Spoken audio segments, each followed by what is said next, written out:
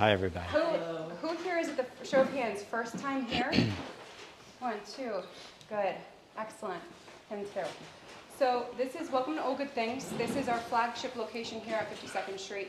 The company has been around for 31 years, and it was founded off of the whole love of historical preservation, talking about craftsmanship and making sure these materials get a new life in new projects.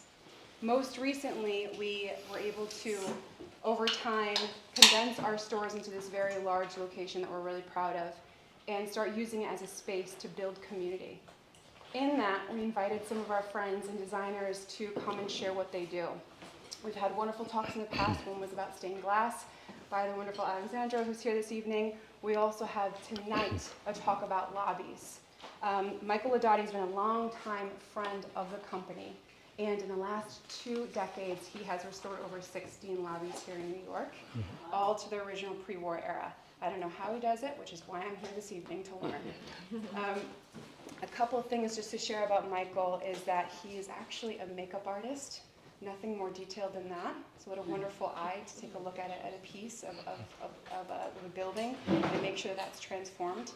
But his first lobby he did, it was the Adlon, which we're going to learn about a little bit tonight. He actually won an award promptly after the project was finished. It was a preservation award for creative design awarded by the Victorian Society in America. So that kind of just kick-started it. Yeah, please. From then he went on to move on to another Blum building, so the architects in the room know what I'm referencing. And this was the Rockfall. You'll hear about this today. What was unique about these first 2 projects is they both had skylights that he in one way or another really either reopened or preserved. So that'll be an interesting part of tonight's talk. And then finally, in addition to the 16 lobbies that he's done, he and his wife Despina have also purchased and restored 15 houses and apartments. So this has been a passion project in addition to the makeup work that he's been doing. Last week he was talking at Comic-Con. Tonight he is doing All Good Things. So we're so happy to have him. And quick intro, my name is Erica. If you need anything, flag me down. My dad is the guy in the picture who helped take this thing down, so that's how I ended up here tonight. And I'm just thrilled. So Michael, thank you so much. Thank you, Welcome. Erica. Thank you very much. Hi, everybody. Thank you. So I'm Michael Laudati. I've been a makeup artist for 44 years, working in film, theater, and television. And I gradually developed a passion for historic architecture. My wife and I have owned several properties that we buy and restore and then resell. And in some of the apartment buildings, I would volunteer to the board to do the lobbies for free if they would give me a budget and just work on them with the building staff, particularly at the Adlon on West 54th Street. And I was starting to get phone calls from other buildings who saw the lobby and liked what we did, and they would invite me to come and design their lobbies as well. So it became sort of kind of like a growing option for me, not to travel so much doing makeup and doing film, but to stay home and to start working on building projects. I am not an architect, I'm not a trained interior designer, so everything is kind of instinctual. But I have a passion for the work, and I enjoy going under the surfaces to find out what they look like originally, and to work with the building's boards to kind of tailor it to the current taste that's out there while trying to keep it as authentic as possible. So I just want to get started. This particular building, I'm not really covering, but this is 330 West 72nd Street, which is a George and Edward Blum Art Deco building that I designed. It had been modernized probably in the 1980s. So what you're looking at here is a hand-cut glass mosaic ceiling that I designed and we installed. It has stucco walls, vintage lighting from Old Good Things, and 2 marble benches from another George and Edward Blum building that was being demolished. And I've I convinced the contractors to let me take the two marbles. So they're in another Blum building at home. This is an example of the furniture, probably French Art Deco from Dominique, a company called Dominique that we restored, and there's a love seat and two chairs. This is a doorman station I designed to kind of go with the furniture and with the rest of the lobby. So it's all ribbon cut mahogany. So let's see. So what we're going to feature is 467 Central Park West, which is a building that was built in 1929 in the Mediterranean or Spanish Revival style. This is the exterior of the building on Central Park West and 107th Street. Really, it's sort of, it's not, it's a fairly plain building on the outside with modest detail. The inside had a lot of the original details intact. This is a before photograph of when I first saw it. It had plaster ceiling beams that were probably originally painted to look like wood. Here they're painted brown. They added plywood wainscoting. The original mantle is in place, but it's painted like this sort of purple color with this kind of colonial mirror that was put on top.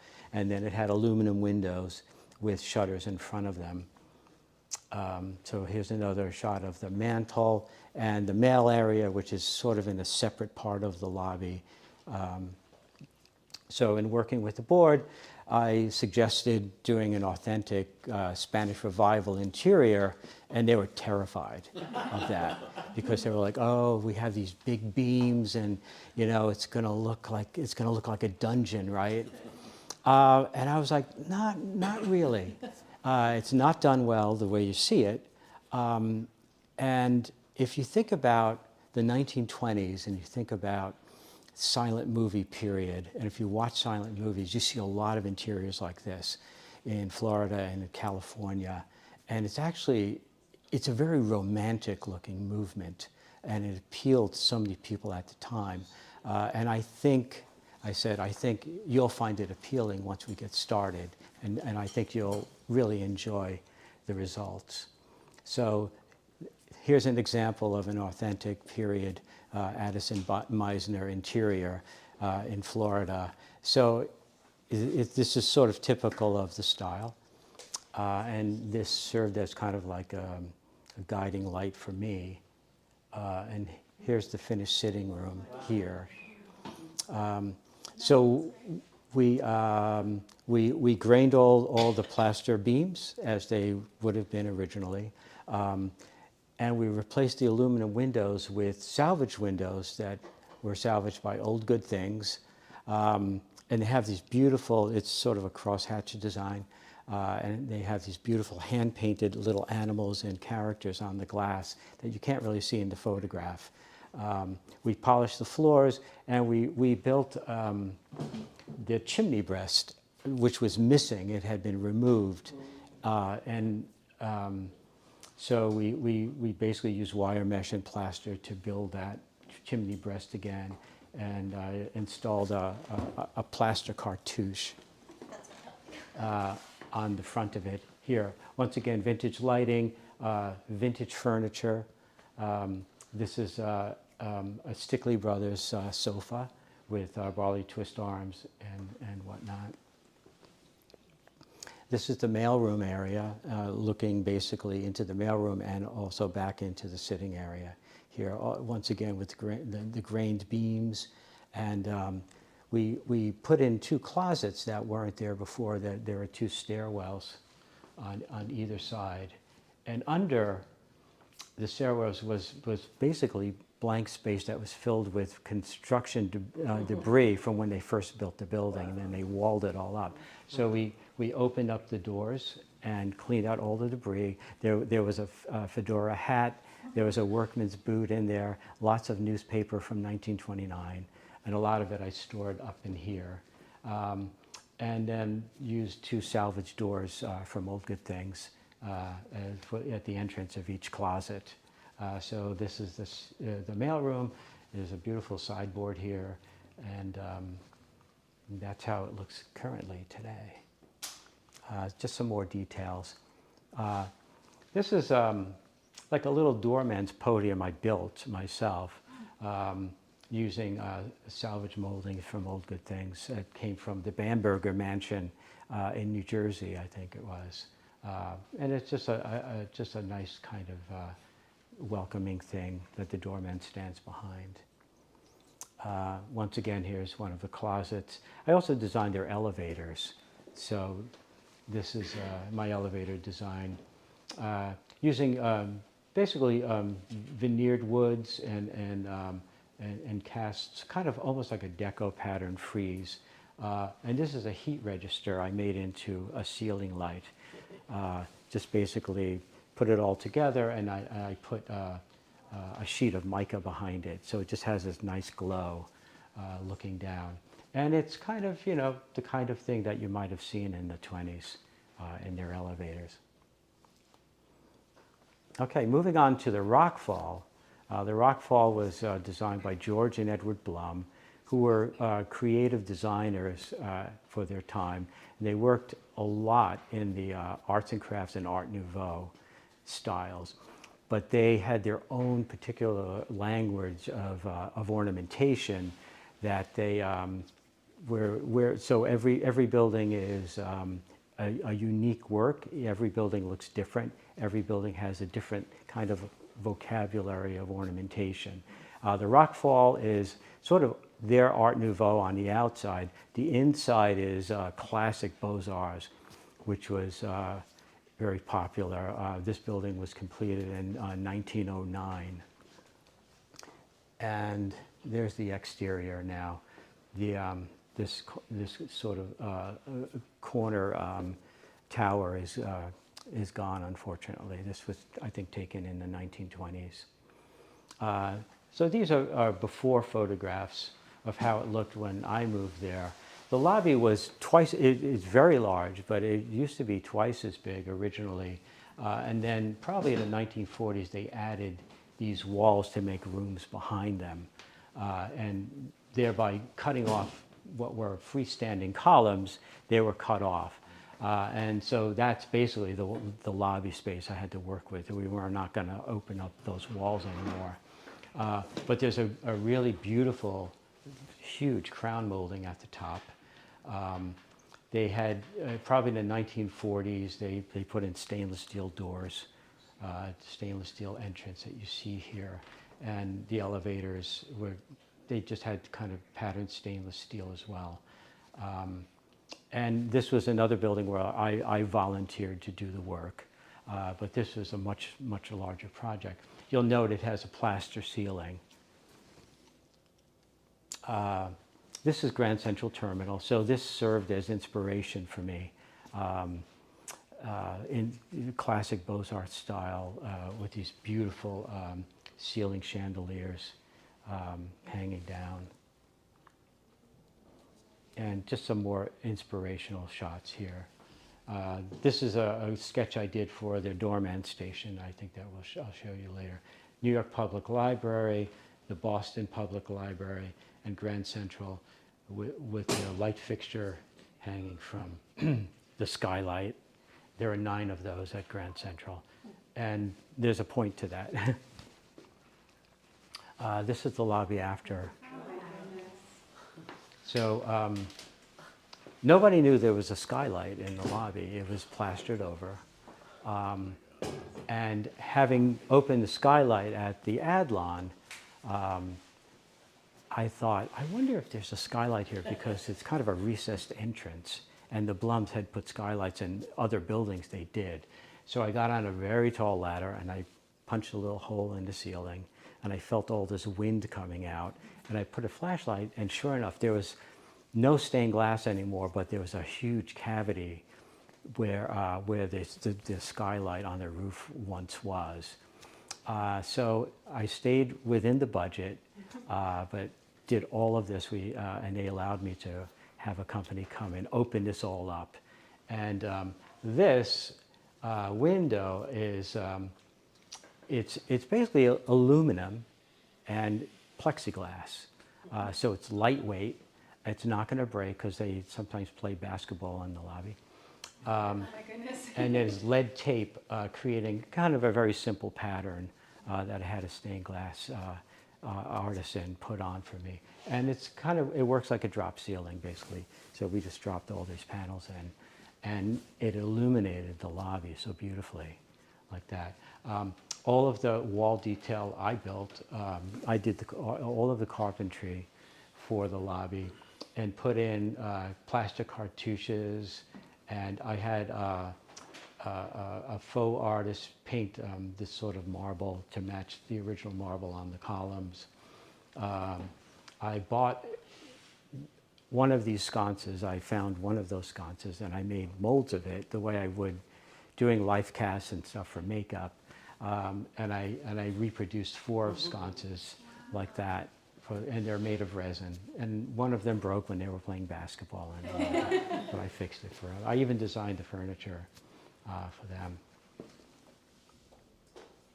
Just some other details. This is a light fixture that hangs in the entrance foyer. So it's a period light fixture from around 1910, and a new ceiling medallion from Fisher and Giroux, plaster medallion. This is the interior entrance that replaced the stainless steel entrance. This is from a high school in Minneapolis, and I bought it online and had them ship it here. And we had a carpenter basically frame it out with 2x4s and hang the doors. And then I did all of the finished carpentry myself with egg and dart molding and little panels and all of that. You can't really see it in the photograph. I also put a glaze on all of the plasterwork, so it wasn't white. It looked like, originally the walls were like constone, little stone blocks in this sort of light sandy color. So we painted the walls a single color that resembled that.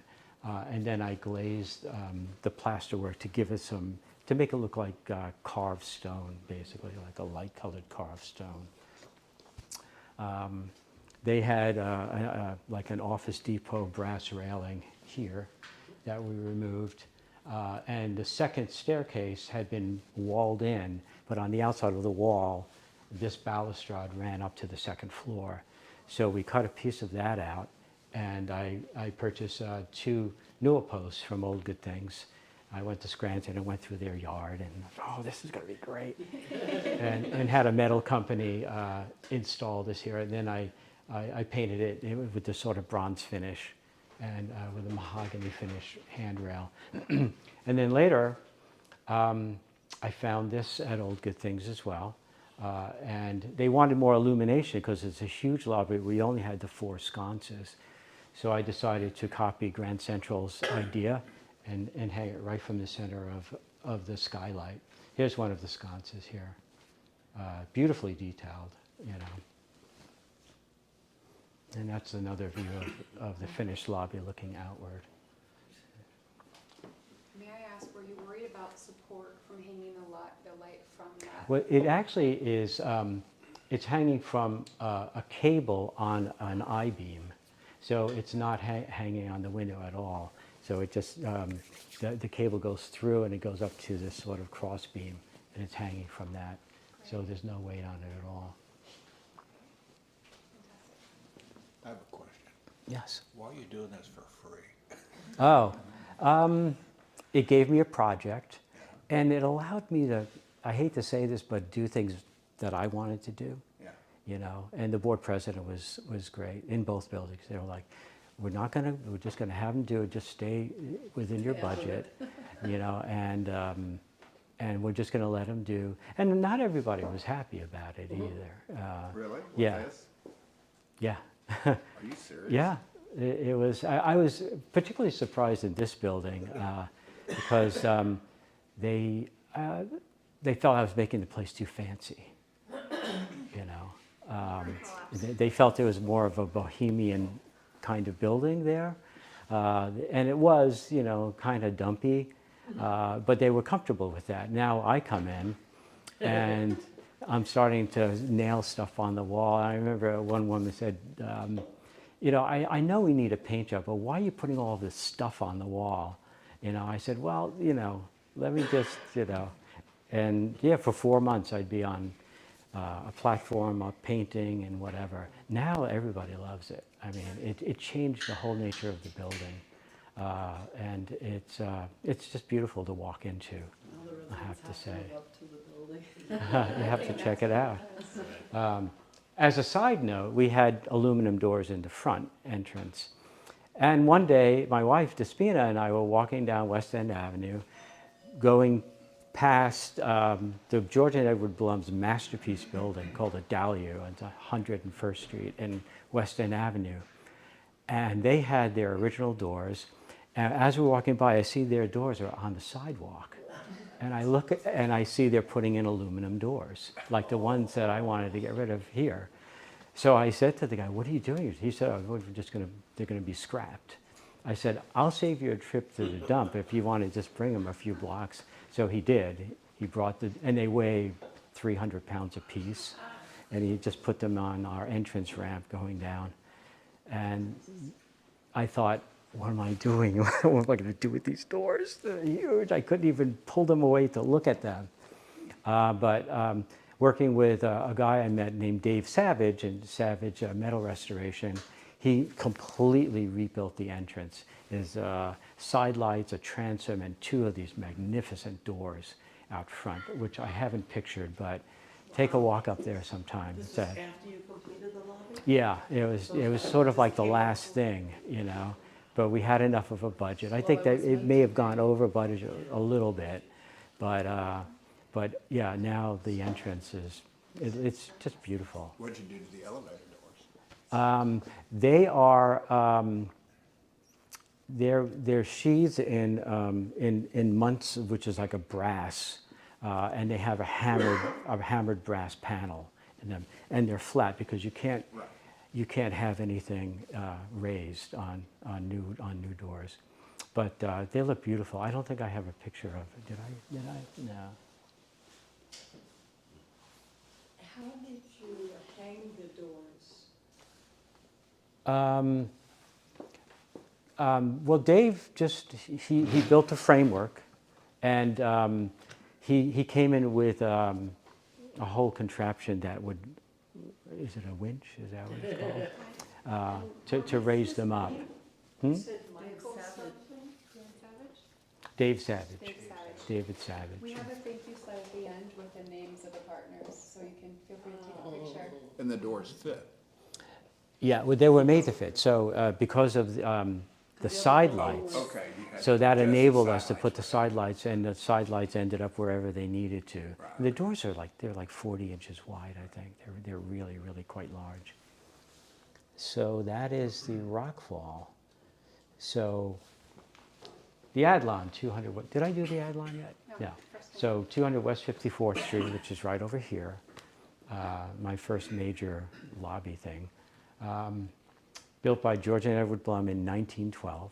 It's actually 2 buildings, the Adlon and the Algemore, named after Al, Joseph, and Morris, the developers, that were built almost at the same time. The Algemore came a little behind the and they ended up connecting them through the lobby, but they're 2 separate buildings, basically. So we'll focus on the north building. This is the Adlon. It has a beautiful copper cornice, humongous. We did a lot of work on the outside as well. And it's done in their Art Nouveau, arts and crafts. This one's kind of arts and craftsy, really. Here's a couple of period views. There was a really beautiful marquee outside at one time. And the pattern is like these sort of Celtic knots and owls with their little wings out that danced around here. So that's the exterior in 1915. This is the lobby before. So it was pretty much gutted in the 80s when they went co-op and the sponsor decided to clean the place up. I have no idea how it looked before that. There are no photographs that I found. And then some of the residents bought a little couch and a little rug, and that's basically how it was. And they painted everything white. It was a white tile floor. Originally, I believe the floor was a groovy tile floor. Out front, here's how it looks completed. Here, this is the same sitting area. We put down a new floor. I designed a new floor. I designed the furniture and period light fixtures. This fixture is from Germany, and these two sconces are from Old Good Things. I found this really nice arts and crafts mantle in Washington, D.C., and had it sent up here, and stripped it and refinished it. It's an oak mantle. And this George and Edward Blum pattern I took off of a building they did on Park Avenue, so it's stenciled across the top. The walls are Venetian plaster, which I think is probably the original finish, from what I could tell. What's the wainscot? It was originally marble, like this yellowy kind of volcanic-looking marble, but it's all cement now. They went over it with cement, unfortunately. This is the south lobby. So this is before. This is the stair going up. Everything painted black and all. And this is the original skylight that I opened in the same way, making a hole. And when I suggested to one of the board members that we should open it, he said, "That'll be the day." And there it is. The very day. They have this beautiful ornamentation. Their crown molding is amazing. There's this whole tangle of... Yeah, that's not, how far down did it go on the left? I can't really tell because of the light. Yeah, how far did the ceiling go down? When they covered it, it came down to here. Oh, so the Yeah. ornamentation crown Yeah, still exposed. what first alerted me is that this ornamentation had a lot of water damage, and I couldn't really figure. And I thought maybe the apartment above, which is now my apartment, leaked at one time or whatever. And then it occurred to me there's a door here, and I looked out that door and I went, "Oh, there's a roof here. That's right, there's a roof." So I got on a ladder and I made the hole. And this time when I put the light in, I saw the stained glass, but it was this blackened mess. There was a broken bottle on top of it, probably people throwing things out of the window and whatever. Was it salvageable? Yeah, it's entirely salvaged. Yeah, everything. There were a lot of broken pieces. And these all come out, once again, like a drop ceiling. So I took them all out and cleaned them, and I brought them to Manhattan Stained Glass, and he rebuilt all the panels for me. Very, very soft colors. You can barely make them out. But a really beautiful welcome addition to the lobby there. And we stripped the paint off, and I grained this closet door, and the floor is there as well. This is the front. This Do you is have any close-ups of the floor, Michael? my floor, not floor there. really. No, it's just sort of it's kind of an earthy-looking tile with an offset pattern, and which creates a little square. And I put like Favreau glass inserts, so it has this kind of diagonal You pattern. gotta go see it. Yeah, it came out really nice, and it was It's the inexpensive. best part of the lobby myself. This is a hand-hammered copper light fixture from Old Good Things that hangs in the entranceway there. This is some of the exterior ornament of the Adlon. See, it's very unusual. Everything was painted gray on the facade. So That's the side. this is The molding, no, on the left. yeah. This is all. This is the exterior stone ornamentation, and it was cast stone. We stripped the paint off, and then you could just see, you could make out that it was polychromed. And the Blums were very inventive. It would have been very expensive to do this all in terracotta, so they did it in stained cast stone that had been sandblasted, unfortunately, over time, but you could still make out the colors. So was able to go up and actually, we replaced a lot of it, but I went up and hand stained all of the stone on the outside of the building. Oh my goodness. I had to get certified to go on a hanging scaffold, and I'm on the 10th floor going, what am I doing up here? What am I doing up here? This is the groovy tile floor in the front. Here it is cleaned up, but as I was taking the tile floor off the top of it, it revealed, I was like, oh my God, this is a groovy tile floor. So we cleaned that up. Nice. This is a Henry Mercer planter. We have a pair of them in the front with art tiles set into them. They're made of concrete. And that's kind of the ad-lon. That's the front. The front entrance had the storefront aluminum doors. And I wanted to replace those, but I had no idea what the design would be, what they would look like. And an elderly resident came to me one day with a little file, and she had 2 8x10 photographs of the doors. I don't know why she took a picture of the doors, but she said, "You're gonna like this." And I went, "Oh my God!" So you can't make out the detail too well, but there's there's a lot of Celtic influence in the ad-lon. Lots of squares. So there's like these little Celtic knotty details here. And they were also on the balconies on this level. So I went up there and I took an alginate cast off one of the balconies and made a plaster copy of it, and then brought it to a foundry, and they made all of these little Celtic stars for us. And this header is done in bronze, and I cast that off the entrance of the Beaumont on 150th Street and Riverside, and that's another George and Edward Blum building. So I tried to really remain true to all of their ornamentation and not use like egg and dart or any kind of ornamentation like that. Let's see if I have, yeah, that's the ad-lon. How about finding the various artisans that you worked with on these projects? All of the pieces and all? Yeah. It's constant looking, and it's going to Scranton and just digging through the yard and getting lost there and looking for the right doors or the right whatever, But it's like eBay, it's Facebook, it's the flea market. The people that are working with you on the projects. Usually what we do, for the ad-lon it was myself, the super, and 1 or 2 of the staff people. But usually we'll hire a contractor, a general contractor, who I instruct how to do things, and then we'll hire a decorative painter to do some of the decorative finishes. Some of the work I still do myself, and it's only because it's like, oh, let me do this, I'm going to do this But you're kind of bringing thing. in like stone workers or people that work on the stained glass, things of that nature. Like you're finding people that.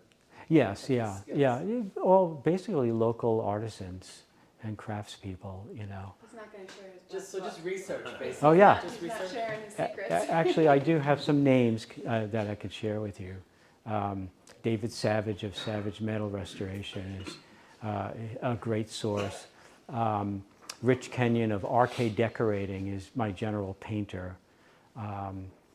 And Evolving Image is a company I use for decorative painting. I've also worked with Evergreen Architectural Arts. But they don't really do lobbies. I mean, they're doing like state capitals and all of that, but they did 2 of my lobbies, which is great. Yeah. I have a question. You mentioned in your first project that transforming the lobby really transformed the building as a whole. Yes. Speaking from someone who is obviously the oldest person in the room here today, some of the younger generation, some of my peers, are not aware of quality or history. Right. So have you noticed that transforming the lobby has become kind of an educational thing for the inhabitants of the building, in addition to just uplifting the space? Yes, yeah. I think people become, first of all, they're fascinated by the process. What I try to do is start with something that will get their attention and make an immediate change. And often it's if I'm proposing that we remove the paint from the ornamentation, or from the plaster ornamentation, we'll do like a big sample so people can see. So they come through every day, they see the guys up there working on it, and it looks really horrible for a while. And then as it emerges, they're like, oh, I had no idea. Because it looks blobby with all the paint. You can't really make out the pattern or what it is sometimes. And then as it's resurrected, you know, people become inspired by that, by the archaeology of the architecture, so to speak, and the story. And then they kind of get locked in, and they do enjoy the process, you know, for the most part, you know. Yes. You said you're not an architect or interior designer by training, so No. how did you come to get the skills, the insight to do? A lot of the Like skills this. came It's really from impressive. our own projects, like our apartments that we renovated. Like I'll have a general contractor come in to do like the major, like the rewiring and the skim coating, all of that. But generally I'm in part of the crew, and I'm doing the stuff that I want to do, which tends to be light fixture restoration, decorative painting, finished carpentry, like adding wainscoting or adding crown molding and all of that. I tend to do myself. And just learning by doing, you know. I've not taken lessons or anything, learning the hard way, you know, it's basically it. Amazing. Yeah, and just years of that, you know. But I love it. It's so rewarding, you know. How did your career in doing makeup translate to this? It seems actually like does. might, right? It does. I always say it's kind of like, it's like a big makeup job on an old face, you know.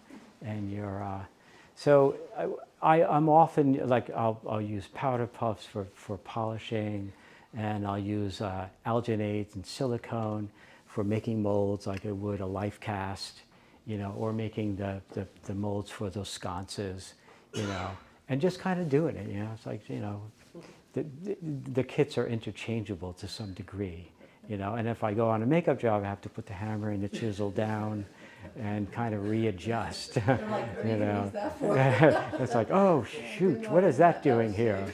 Yeah. And I love doing makeup too, you know. I've worked with a lot of the biggest stars, Harrison Ford, Al Pacino, Tom Cruise, you know, and I love working with all those guys. It's great. Harrison in particular, because he was a carpenter. He was a carpenter for 10 years in between acting gigs. It actually paid more than the acting gigs for a while. And then Star Wars came around. But we related a lot and had stories about building the gate or building the whatever, you know. So it was fun to relate to him in that way. But I had to start staying home more, you know. So when the third Indiana Jones, when he called me for that, I had to say, I can't do it. I have to stay home. So my friend is with him now, you know. Yes? How did you convince the people that own the building to do what you do? I mean, you just came in and they don't know you for... Well, they, for the most part, it's a process for them. So they're interviewing companies. And there's usually one or two people on the board or on the committee who is the driving force for restoration. Because oddly enough, a lot of people don't like the idea of it. I think they get the wrong impression by looking at things that are poorly restored or, you know, painted dark colors or, you know.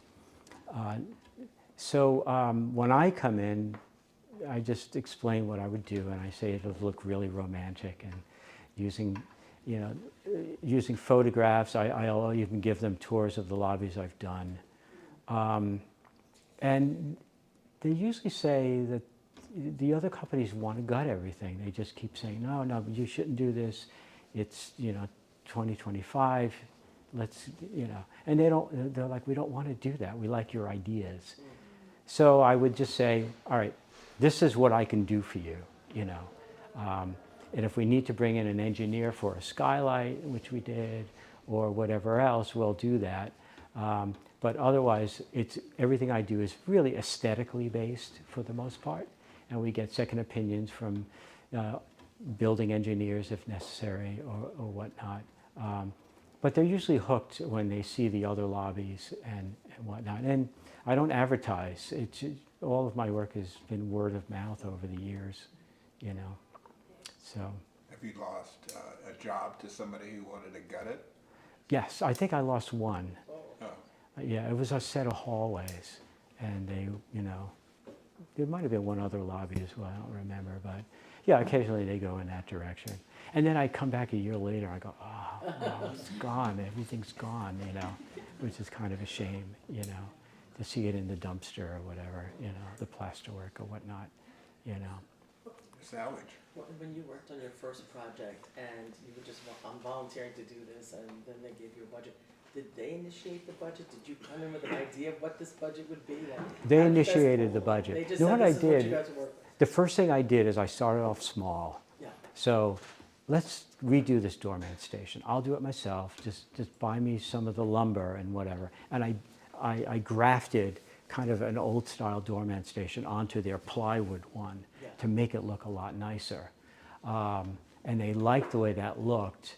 And then they start looking around and go, So then the well, first maybe we string should. opened up a little bit. And I'm like, let me start with the entrance vestibule. I'll start there, you know.